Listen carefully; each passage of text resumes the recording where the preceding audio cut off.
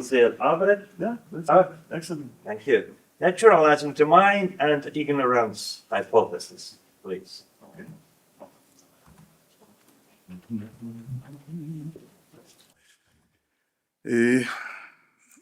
Okay, so I'm going to talk about, first, thank you for listening to me. And I'm going to talk about something called naturalizing the mind and Stoljar's ignorance hypothesis. Hopefully it will become clear. First of all, my background is more consciousness studies. And so the first part of the talk, I'll talk a little bit about methodology. And then if I have time, I will try to actually apply this methodology to the problem that I'm interested in. And I don't know how much time I'm going to have, but let's say, okay, so the plan is first I'm going to introduce Stoljar's non-standard physical ignorance hypothesis. And I will then claim that it provides the best balance between the empirical and the analytic. I will claim that unlike traditional naturalism, it provides a way of naturalizing the mind that accounts for novelty. Advocate the virtue of metaphysical patience. Maybe that's the most important thing I'm going to talk about today. And argue with Stoljar that the problem of consciousness is plural. It's really it's a collection of related problems. It's a cluster of related problems, and I will explain how that can actually help a certain kind of methodology. And in red, I'm saying, okay, if I have time, I will argue against Papineau that it's impossible to conceive of such non-standard physical facts. I will explain what they are. And then I probably won't have time for that, but I'll gladly send it to anyone who's interested. I will end with an application of this more, what I consider strategic approach, with something like a crazy physics approach towards solving or dealing with the consciousness problem. And I'm mentioning Eric Schwitzbegel and his, anyone read his book about weirdism? All the solutions to the mind-body problem have to be weird one way or the other. So we start with an explanandum, right? You have to, it's good. Tough crowd. Huh? I'm saying, you want to explain the reality, right? Okay. So let's talk about the goose that laid the golden eggs. Everybody's familiar with that fable. And one of the things I really want to say is that when we allow sciences to mature gracefully, they can sometimes determine their own scope and limitations from the inside, so to speak, okay? So I can give two examples. You can give a lot more examples, but the two examples that I want to give is the first one has to do with the maturation of classical mechanics, right? So you have classical mechanics, you can also say scientific theory is almost like stars. They go through stages of maturation. And so when classical mechanics matures to the point of discovering, let's say, the Heisenberg uncertainty principle and quantum mechanics, then in a way discovered an epistemic limit. And so classical mechanics maturing to the point of producing quantum indeterminacy and Heisenberg's uncertainty is a way in which a mature theory discovers things about its own scope and limitations. And the important thing is that these are, it's fair to say, beyond the imagination of the philosophers, okay? Ron gave a talk a little bit about imagination. And so just, pay attention to that. They're not, meaning these are things that philosophers would not just come and philosophers love to restrict or put limits on scientific theories, especially model limits, but they use human imagination and it doesn't work. Second example is Gödel and arithmetics maturing to the point of producing Gödelian undecidability. Okay, so again, at the time, if you remember, there was you had Whitehead and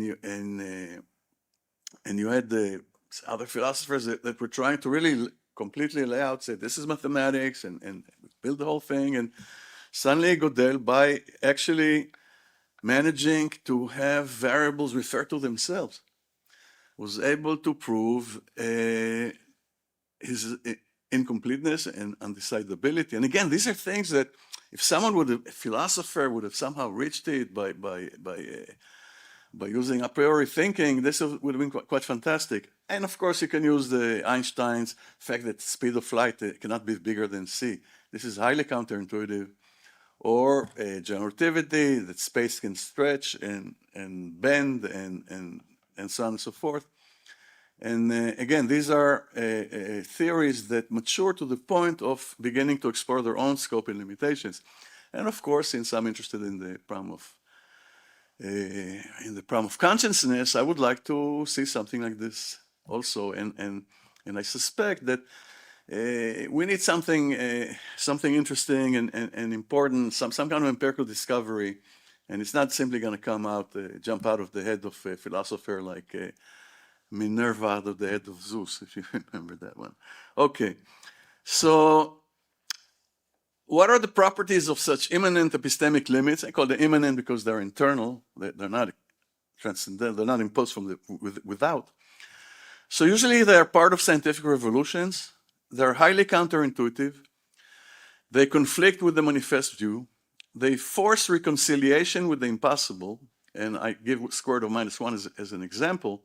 Square root of -1 was never, it was impossible. There's a sense that it still remains impossible.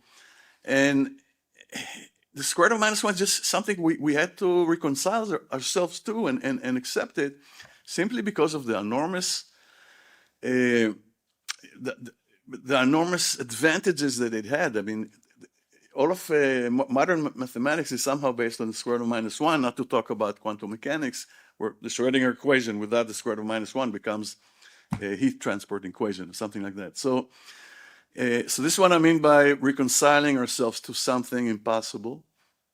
And it exposes the limits of a priori model analysis. We talked about that. And another property is discovery of essential novel facts that defy the philosophical imagination. And I'm giving an example of George Boole's condition of possible experience, and Itamar Pitovsky, was an Israeli scientist from Jerusalem University, passed away. In 1994, he actually wrote a paper, and this is one of the papers that shows how, I would call it the dynamics of the impossible, which is there nevertheless, okay? And what George Boole, he had a paper on the conditions of possible experience where he managed to add something like 5 inequalities that had to be satisfied by any possible experience. He said, if you want to have a possible experience, these 5 inequalities must be satisfied. And it made perfect sense. It was a priori thinking, very typical kind of a priori analysis. And what Itamar Pitovsky showed was that Bell's inequalities violated Boole's inequalities. So, and Bell's inequalities, it's an empirical discovery, and I mean, it was a theoretical discovery with empirical backing. And this is a very good example of something that a priori was considered impossible, proved to be wrong. And here, I am with the naturalists that have a certain healthy suspicion of a priori thinking. Okay? Meaning, it's not that I'm against a priori thinking, but it's always good to treat it with some kind of suspicion. And Daniel Stoljar, as one of my favorite philosophers, came up with something called the ignorance hypothesis. And again, you see that there are many ways to try and solve the mind-body problem. Some of them are conceptual. If you know analytic philosophers, will use conceptual solutions, maybe like they can use phenomenal concept strategy. If you're familiar with it, this is a certain type of functionalist philosophical argument, and there aren't that many people that actually say, you know what, I don't know if anyone familiar with type C physicalism. So these are people that think that we're really missing some new physics, and once we have this new physics, we'll be in a much better epistemic condition to deal with this problem, okay?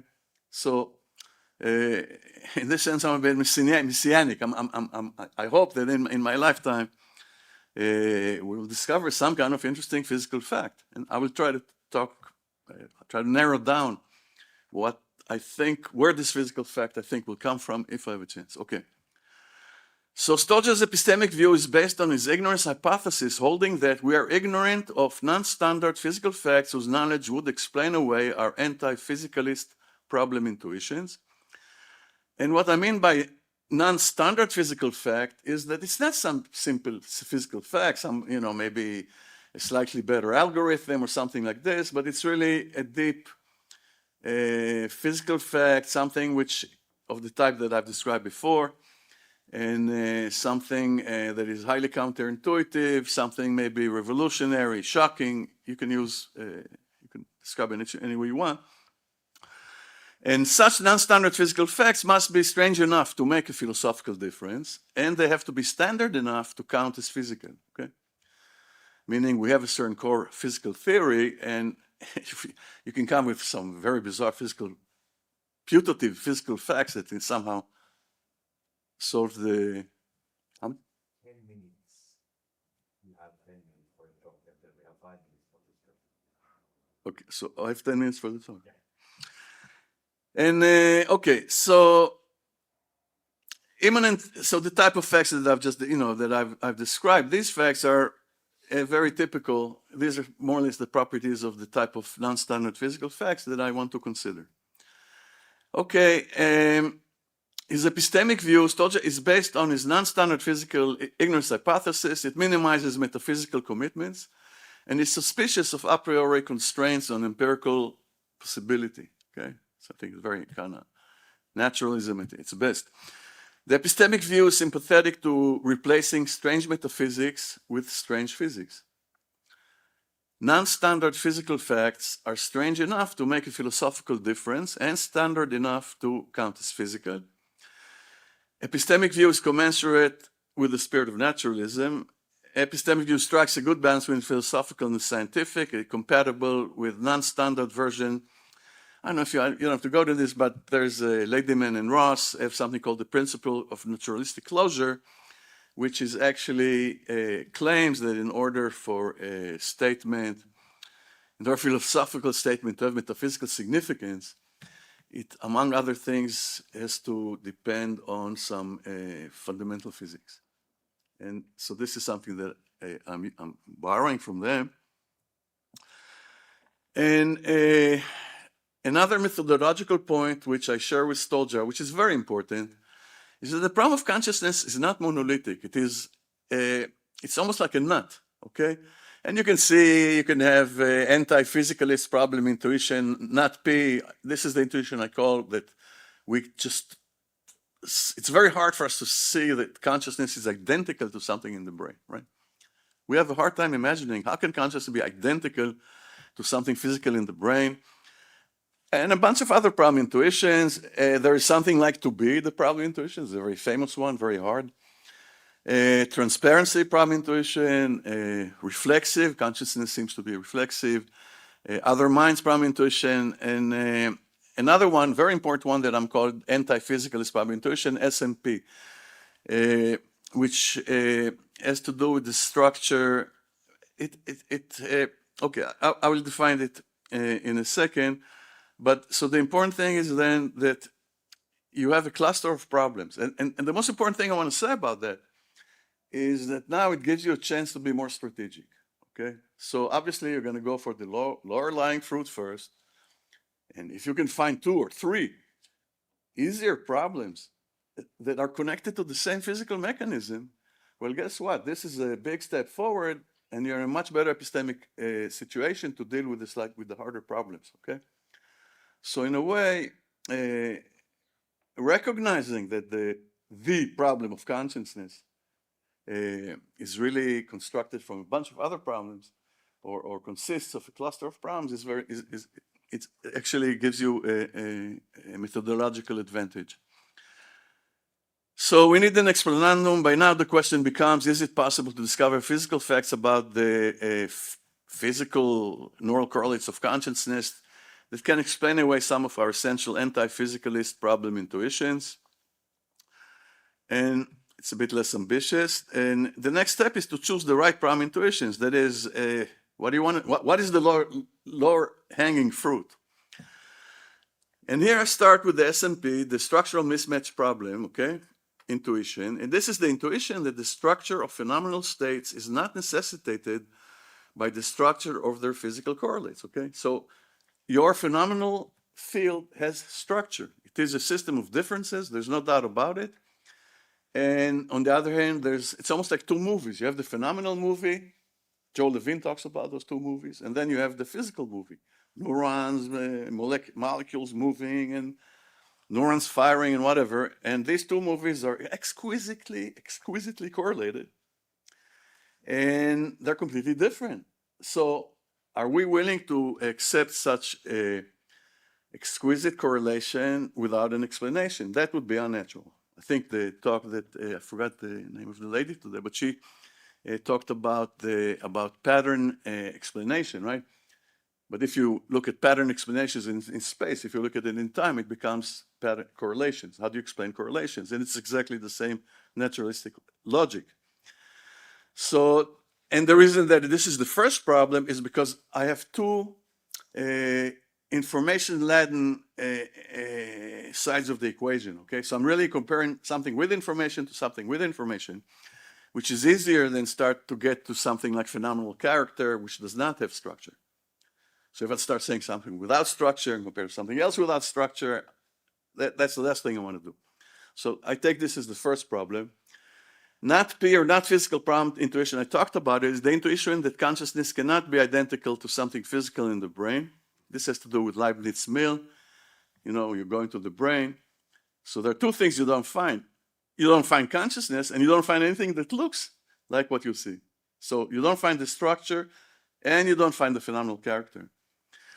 There's a third problem that I just didn't mention, but because the physics that I think actually solved this whole thing has to do with the holographic principle, and it has to do with really two parallel movies that, in a sense, are not related by any kind of brute correlations, okay? So in a way, it's almost like a Gabor transform when you talk about holographs. The hologram and the holographs look completely different. There are different dimensions. There's just nothing. There's no way you could look at one and see, whoa, this is really very similar to that. Actually, they contain exactly the same information. Okay, so in a way, I'm going in this direction, and what this direction solves is mental causation. Just want you to remember, I'm going to say this very quickly. Again, just to show you that the problem of consciousness is not monolithic, everybody talks about the hard problem, meaning how does matter give rise to consciousness? Obviously, it's a very difficult question. But the question of how does consciousness act back on the brain to announce itself? How does consciousness act in the brain to cause everything that you say and think about consciousness? Or maybe it doesn't, okay? So this is a very difficult question. And in a way, when you take a parallelistic approach, you don't have to deal with this question. You bypass it, okay? So in a way, what you see in front of you is three. These are the three problems I want to start with, and they connect really to one mechanism. So I can show how the mechanism that I'm talking about, that has to do with the holographic principle and the ADS-CFT correspondence. Anyone familiar with anti-de Sitter space versus conformal field theories? And it's just a very sophisticated way of holography, okay? It's a generalization of holography, extremely important in mathematics and physics. So in a way, these would be the first three problems that I would start with, hoping that since I've identified the physical zone, the physical region that solves these three, I'll be in a much better position to deal with questions like, why is there something it is like to be conscious? Or why is it reflexive? How come I cannot doubt it? You know, and then you can start dealing with other problems. So in a way, this is a methodological issue. Now, just very quickly, how much do I have? Okay, so there are different ways to naturalize the mind, and there's Chalmers, the dualistic naturalism, which is familiar. Consciousness is fundamental, and just like other fundamental ingredients, like electric charge, can be incorporated into a scientific world view and naturalized with psychophysical laws to solve the hard problem. Okay, and then as an eliminative dualism, eliminating consciousness naturalizes the mind. I'm familiar with Dennett's magician, and sleight of hand is the best naturalist explanation in a world like ours. And you have standard physical naturalism, which just, standard physical facts are enough to solve the problem of consciousness. And then you have non-standard physical naturalism, the one that I'm trying to present here, which combines a strategic explanandum with the admittance of non-standard physical facts. And according to what I'm trying to say, this is enough to explain, and it's better. And when I talk about that as a magician, just imagine, you see a magician, he has a coin floating in midair. So there are three possibilities. Either he's a real magician, it's magic. The second one is using some fancy physics. There's under the ground, maybe a huge superconducting magnet, and so fancy physics. And the third explanation is sleight of hand. There's a tiny string, and what then it says, in a world like us, with people like us, the sleight of hand explanation is probably the most natural one, and that goes very well with this eliminativism. Okay, so here I actually explain why the other forms of naturalism are very problematic. Okay, so Chalmers' dualistic naturalism has an extra theoretical claim that consciousness is irreducible to the physical, and that is incommensurate with naturalism aversion to setting a priori limits on empirical inquiry. And here has a whole history of Priestley, Chomsky, and others who claim that we don't know enough about the physical to conclude that consciousness is not physical. Eliminative naturalism denies got problems of its own, and standard physical naturalism just doesn't work. Non-standard, which I call pre-Socratic naturalism, or poetic unfolding, which involves simultaneous revealing and concealing, or you can call it nature's striptease act, okay? Nature reveals itself to us, it seems, in some way, almost putting on a striptease act, and we look through the keyhole, and it's a great show, but it's a show. It is revealing itself. And so this way of thinking then is more, it's more optimistic. It expects some good discoveries, it's good things to happen, or discoveries. And non-standard naturalist commitment to the empirical and its suspicion of a priori attempt to limit the scope of empirical analysis is a form of naturalism at its best. And this is the end of part one. In part two, I just, from careful methodological considerations to a speculative example. So here I'm doing exactly the opposite. First part, I try to justify this approach.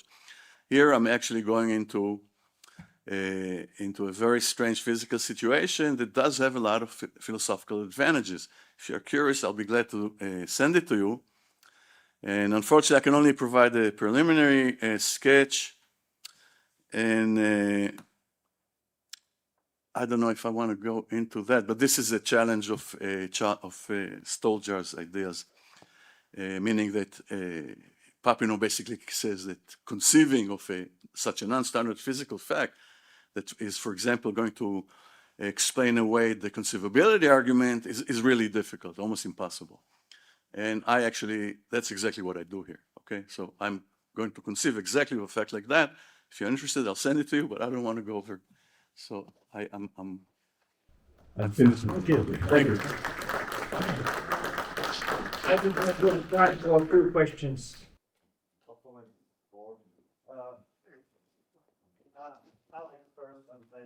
Thanks, Uzi. This is just a small clarification. So the kind of property of being standard or non-standard for a physical fact, is that just a kind of perspectival thing for us, right?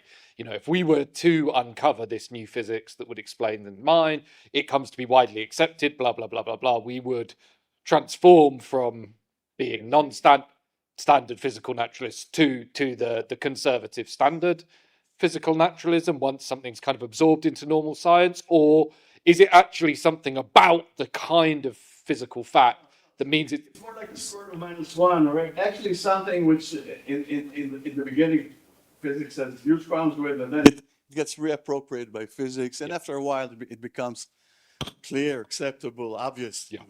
Great, thanks. It is, but it's important to understand that they're very different than ordinary physical facts, meaning you slightly different algorithm, or you find, I don't know what, just some molecule that does something, or a new protein, or you need something a little more radical. Yeah. Okay. Great, thanks. Anyone else? Yeah, you said that this position isn't that popular, this type C materials. But aren't there actually a lot of them about? If you think about it, like, is it Penrose, one of these people? He thinks that our current physics doesn't allow. So you agree, and also Paavo Pukkanen here. He's also. These are all people that think that the solution to the mind-body problem has to do with. If you look at the history of science, and there are always examples where we thought things, that were impossible, or things that we could never solve, and then we solved them. So we want to continue with this tradition, and we expect good things to come. But there's a more serious problem here, and that is that relying on novel physics has two problems. First of all, Wittgenstein himself said, you got to philosophize with everything on the table. You cannot rely on the physics of the future. It's got to do with Hempel. I'm not going to get into all that. And then you have David Chalmers' structure and dynamic argument.